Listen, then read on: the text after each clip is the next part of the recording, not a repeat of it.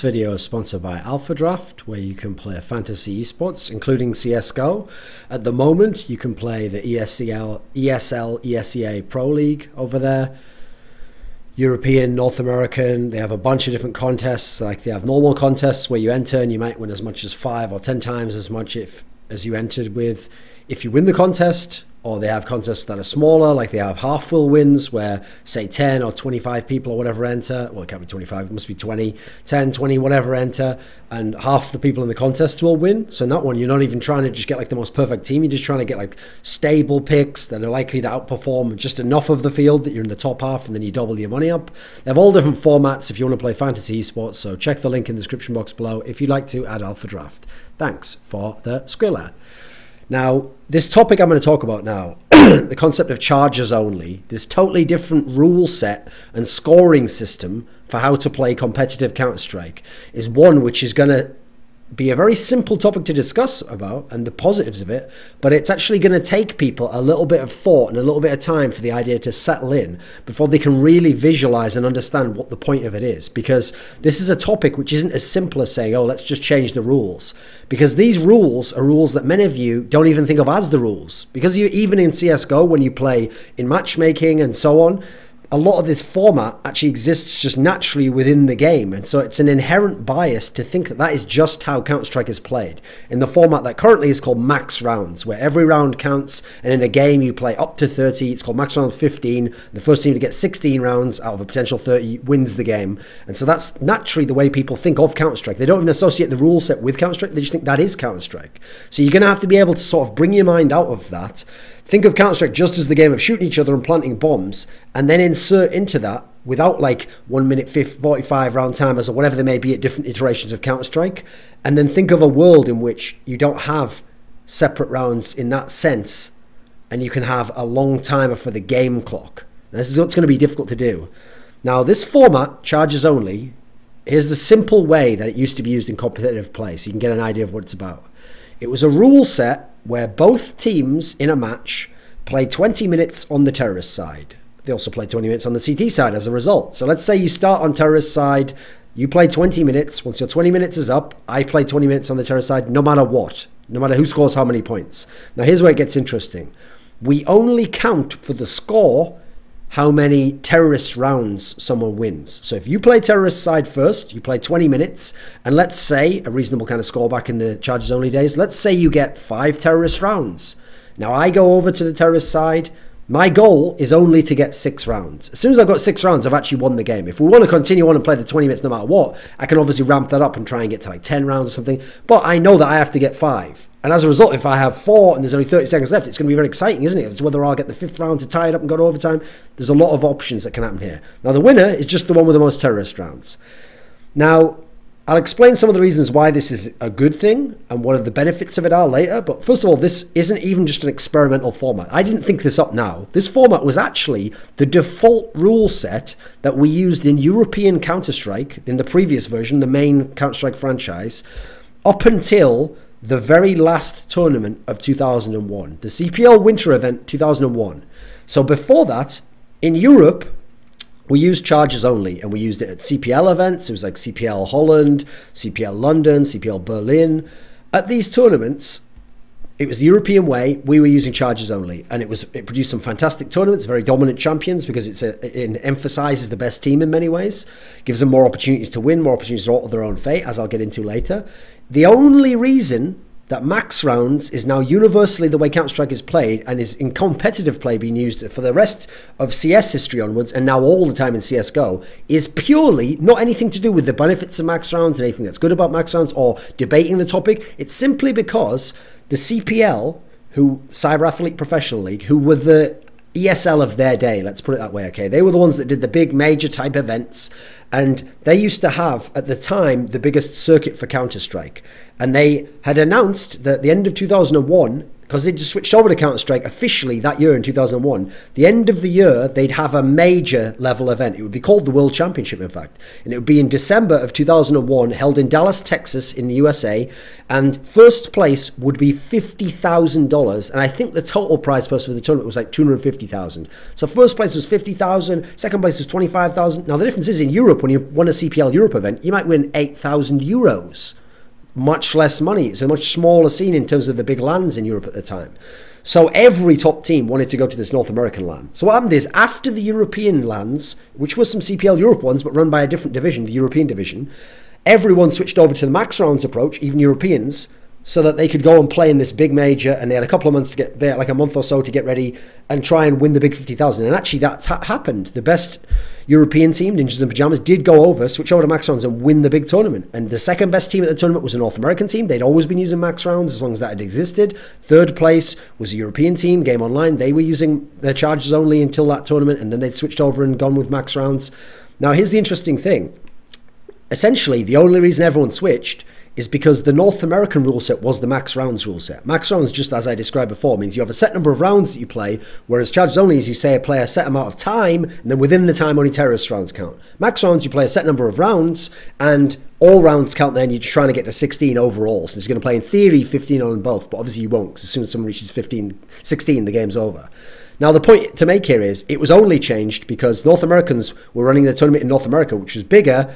And so the North Americans weren't going to go, we'll switch our round set, and there was rule set, and there was no discussion of it. And what happened is, Frank Nuccio, the commissioner of the CPL, the North American branch, the big main mother branch, he decided that we were going to use max rounds for this tournament. It's the way we play in North America, and that's the way the North Americans have played the whole year long in terms of that tournament. So there never was actually a debate over which was better, or looking into the future and trying to figure out what would be best for the game and the history of the game and esports, and which didn't really exist as a term at the time, sort of, and spectating and possibly being on television one day. So the reason why I make that clear at the beginning is that it's not that charges only was inferior and that's why it was discarded. And in fact, many Europeans, even though they switched over initially and even though they had a lot of success in max rounds, even to this day, people like Heaton, Veslin, you talk to them and they do see the benefit in charges only, and some of them think that we should have found a way to switch back if we could have. We probably couldn't have at the time of 1.6, but I thought as an idea it's good to bring it forwards in CSGO, because I hope one day, I don't know if it's possible because you'd have to change the paradigm of the players and of all the pros and of all the spectators.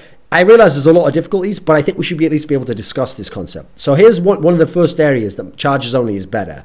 It is superior tactically. Now, one of the reasons why is it puts an emphasis on execution. Now, you might think, wait a minute, that doesn't make sense though. You have all this time in which to execute, therefore actually you can do it wrong a couple of times and get right next. But that's exactly the point. When you have max rounds and you're going to play at most 15 rounds in a normal regulation game on terrorist side, actually, in a weird way, it doesn't put that much emphasis on execution. As weird as that will sound, it sounds counterintuitive, right? Because you think, well, I only have 15 chances. Yeah, but that's the thing. Sometimes you can have chances where you kind of like didn't quite execute properly, you fucked up a bit on the round, or it went to shit and you just played it out free-for-all style and you didn't really have a tactic at that point, but the CT makes a mistake, or you just outfrag one guy, you win the round, and that counts for exactly the same amount of points, sort of, as a perfectly executed round. You still win a round, and for the score, you've still gone up, even though really you're not getting punished for not doing it that well. The point is, when you play max rounds and you're playing 20 minutes on T side, let's say you get within there 15 T rounds, maybe more than that. You get in 15 T rounds worth of attacks. If you're in a scenario where you fuck up on one or two and you get one that's lucky, there's so many other chances that another team, if they want, they can go faster on their T side. They can try and get 30 rounds in. If they're extremely good at execution, they're going to be able to get more quality round attempts on T side, and they're going to win more T rounds, and they're going to win the game because they're actually better at executing. They've got a deeper playbook of things they can change up if something's not working, whereas you might be trying to brute force it. If you brute force it on one key round in a max rounds game, you win the whole game, or you win half the game, or you money fuck the opponent. That's not going to happen as much in charges only. Likewise, you have to be adaptable. You have to have the deep playbook, you have to have execution, but you have to be able to adapt when things aren't working in charges only. You don't want to waste 5 minutes never getting around because you're just running into a brick wall or trying to make something work and realizing that's not going to work. But if you're a good execution team, you might be able to tweak one or two things and then make it work, and then it'll work for the rest of the game. And that's how you'll get all your rounds. So it's very good in that sense. It means there's no more eco rounds in theory. I mean, on terrorist side, there's still eco rounds in as much as you're gonna, well, it's more on the CT side that there's eco rounds actually, because you have to still defend and do what you can, but they're probably going to overrun you with proper guns. But on terrorist side, there's not really eco rounds. What people used to do on terrorist side is, because you've got a set amount of time overall, 20 minutes for your half, you don't waste time walking around. You never waste time when you're on eco, basically. What you do on eco is you just rush at the enemy, and in a miracle round, you might be able to swarm him with pistols, kill him, overtake him. But usually you just rushed with Glocks or something along those lines, went in there. If you died, you want to die really quickly, so you get the round restarted, and your overall timer of, let's say it's now 18 minutes, is still not used up, so you can use that for real rounds to properly execute. And that's why, in general, by the way, you're going to get way more T-sides. I hope you can't hear that dog. You're going to get way more T-sides in a charges-only T-side game, in general, if you're a smart team, than in a max rounds game, because you can only have a max of 15 in max rounds, whereas on this side, if you know you need tons of rounds, you can play at a really fast pace. You can try lots of quick attacks, that spawn attacks. You can try lots that don't have a great build-up. You can try very simple tactics and get in more opportunities. You can swarm them. Or, if you only need 3 or 4 rounds, you can button down and go, okay, I need to really grind it out here. Here's my most obvious attacks. I'm going to brute force these ones here. I'm going to go to this site over and over until I pound them in and I get those rounds. It really allows a lot more strategical understanding of the game. It's superior tactically in some of the basic things you can do in the execution you need, but also strategically the way you can alter the game according to the tempo you want to play at, and the probability and risk that you need to put forwards to try and get more rounds than the other guy. Eco rounds aren't as big of a deal. On CT side, you still have to play them out because you have to try and defend the site. It also, though, will punish teams who force buy ridiculously, like Envious, in a way that you can't in max rounds. Because in max rounds, again, because each round holds so much value in itself, that if you fluke the round, you essentially get no punishment whatsoever, almost. It means that those stupid force buys they do, where it's like 4 deagles, or it's a deagle and armor and 2 flashes, that sort of round would be a waste of time in max rounds. In charges only, rather. No one would be doing that on T side, and then on CT side, in general, that's going to be a bad idea as well. If you're on an eco, or you don't have enough money for a buy, you want to almost potentially lose that round, in as much as you at least get to your full guns for the next one, and then you're going to try and build up your run and just hold them off the whole time. There's going to be less force-up bullshit buy rounds like that. There's going to be less fluke T rounds as a result, for the same reason I've explained there. For the players, I think it's superior for players, because there's going to be less single round fluctuations, like I've described before. It doesn't matter if you let one kill in as much, because you've got the chance to make it up later, and you've got the chance to adapt the way you're playing. You've got the chance to see what you did wrong, and then shift people over to that site, or shift the way the site setup is. As long as you defend all the rest of them, that can win you the game. It's going to be less being money fucked. The economy isn't able to be abused as much as it is in max rounds, because max rounds is so extreme, because it's tied to those set rounds, and you're not just trying to win this round, you're trying to win this round to set up what happens in the next round, and then possibly fuck them in the 3rd round, or they can fuck you back in the 4th if they win the 2nd. There's all sorts of shenanigans that yes, can be controlled to a degree, but also have too much variance on a single kill or round, has too much of an impact on the game in max rounds. There's a reason why for the players it's superior, and that's why when you look at the top teams, like when Ninjas and Pajamas were on top in 2001, there's a reason why when they formed their super team, the 2 events they went to with the super team were in Europe where they used max rounds, they never lost a map. That's how good this format is, because they had the best players, they had the best overall team play. They didn't necessarily have the best tactics, because at the time, the previous patches allowed individual play to be shown a lot more, but the other teams that had good tactics didn't have as good players or didn't have as good team play. So overall, it made sense that they were the best, and as a result, they didn't lose a map, and they were able to win. Even when it was close games, they were able to have more opportunities to show their skill and show what the great team they were, and their team play together, and hold off great defense, and then get enough terrorist round attacks and play off each other that they would win all these games. And also, as well as being good for players, I think it's superior for spectators. In fact, I think spectators is the one area I'd go the hardest trying to make the case that this is an excellent format to use. So here's one great thing. It's more fast-paced. You don't get the round where the first 30 seconds are just slowly people probing, checking, and then another 30 seconds is people waiting for a smoke to go down, waiting for a flash to go down, just waiting. You never get a Na'vi type round where someone attacks on the last 30 seconds, because that would be a waste of your time. What you're trying to do instead is you've got this massive time limit, the overall time, 20 minutes that you're going to play with on T-side, so no one's fucking around on T-side. Yeah, there's tactics that involve going a little bit slower to set them up and have the right flash and get the timing right, because you don't want to go as fast as possible on certain very nuanced tactics, but no one's wasting all that time. In a normal max rounds game, even the fastest paced teams in the world waste maybe 10 minutes or 20 minutes of the match just stood around waiting for each other, baiting each other, waiting for someone to come in. A lot of that disappears here because in general, unless it's in the purpose of trying to win the T round, you're not fucking around and wasting time in general. That's not happening. So for spectators, it's action a lot more. Like I said, there's no ecos in theory for terrorists. So as a result, the terrorist round's over super quick and there's not any super slow T-side stuff like that. It's not people saving guns to the same degree in that way. It's not happening. There's none of these problems.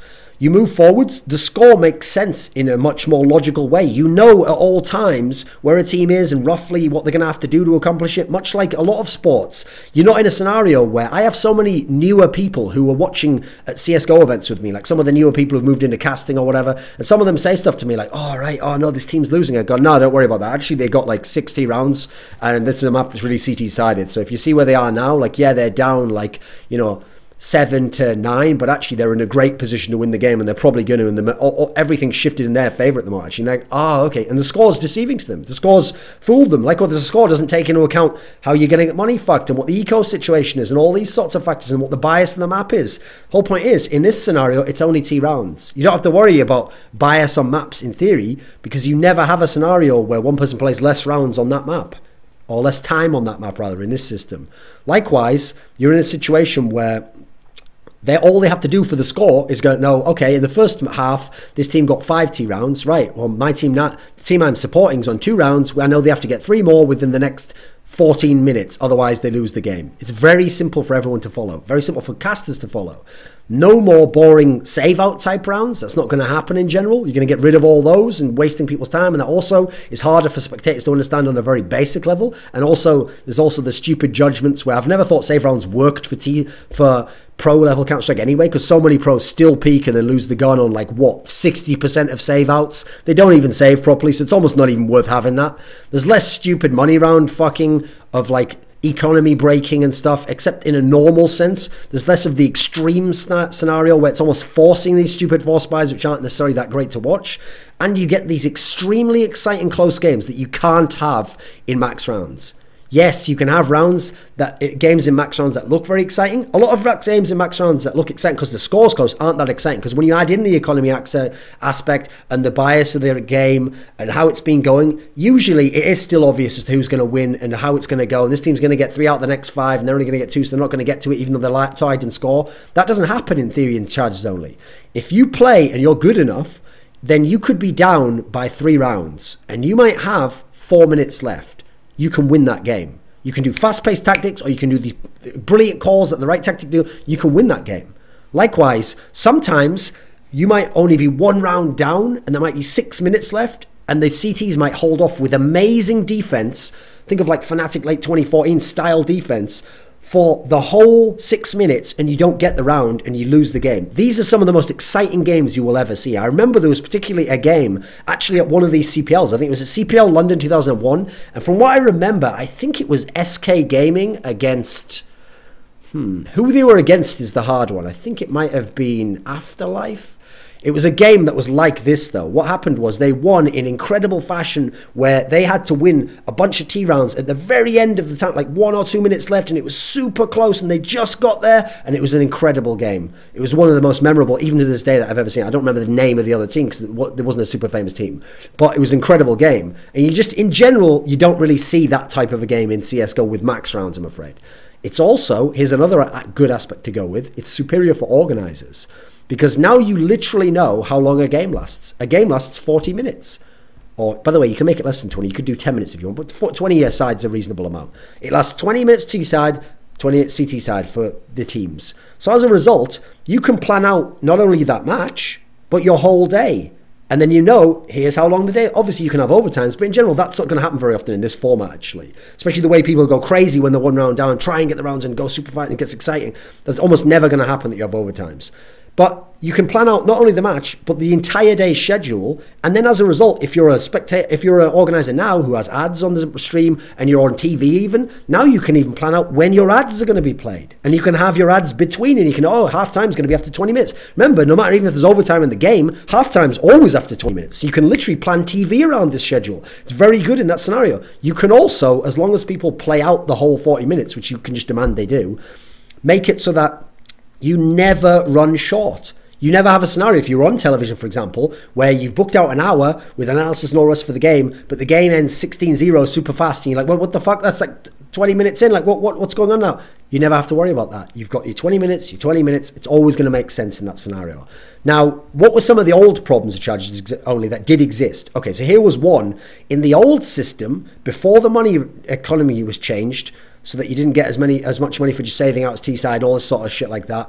And before bomb stuff happened, which I'll explain in a second, bomb changes were made. CTs sometimes, to waste the terrorist's time, if there was one CT left, he would just run and try and waste the terrorist's time coming to kill him. Because if the terrorist planted, at the time, the bomb timer used to not stop the main timer itself. So the bomb timer would take 35 seconds. So if the CT ran, he could waste at least 35 seconds. The terrorist had to go, plant the bomb. That's 35 seconds off the clock. Whereas if he killed the CT instantly, he's won the round and he's into the next half, into the next round. And if he needs a lot of rounds, he can do that. So that used to be a lame thing that CTs used to wrong. Well, that wouldn't happen because first of all, you could just make a change to CS that the overall 20 minutes clock, as that's going down, I would have it so that that just gets paused as soon as someone plants a bomb. And then that, as a result, there's none of their CT running away. Secondly, now that terrorists get a big money bonus for planting, everyone on their team gets the money bonus. CTs wouldn't run away. That stuff didn't exist to the same degree before. So CTs wouldn't run away and let you plant. They'd rather, in fact, die sometimes to not give you more economy. That wouldn't happen. And so you have to realize a lot of those things are only issues that existed before some of the changes in the previous version of Counter-Strike. Actually, they wouldn't have existed in the latter day and they wouldn't exist now in CSGO. Now, the big problem with this topic, reasonably, is that it's a paradigm.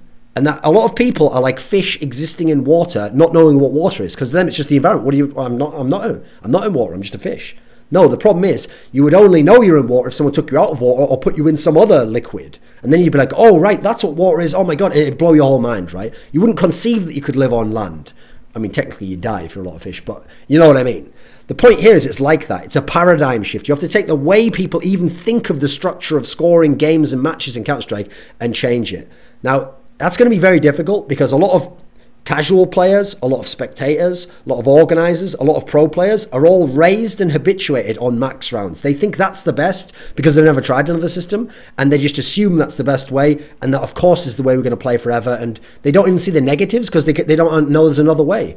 Now, pros especially will be resistant to changing, mainly because a lot of them who are on top now won't want to rock the boat. They want to do anything that changes it to make them not as good. Now, the good news for them is if they changed, teams like Fnatic, Envy, once they figured out the economy stuff, they would actually be better and they would win more games versus lesser opponents than they do now. It would be even less likely they'd get upset. And games against each other would be truly epic. And you'd never be left with some bullshit thing of, oh, we only lost because we messed up that one round. You wouldn't be able to say that to the same degree in max rounds. You have so many opportunities, so many ways you can play the game, and so much opportunity to prove that you're the better team, that there'll be less of that. So if they could change their mind, it'd be the case. That's why a lot of the old pros who even came from charges only max rounds, even though when they played 10 rounds of max rounds, 10 years of max rounds, they would still say, no, charges only did have the extra flair, and I can see how it would have been better for spectators, and so on and so on. You do lose some things, like you do lose the exciting eco round win where someone does la-di-da, whatever, which I guess happens more in CSGO because the pistols are more OP, people force buy more on those rounds. But in general, I don't think those are so great. They're not actually that great for spectators because reasonably, probably about 80% of the time you don't win those rounds.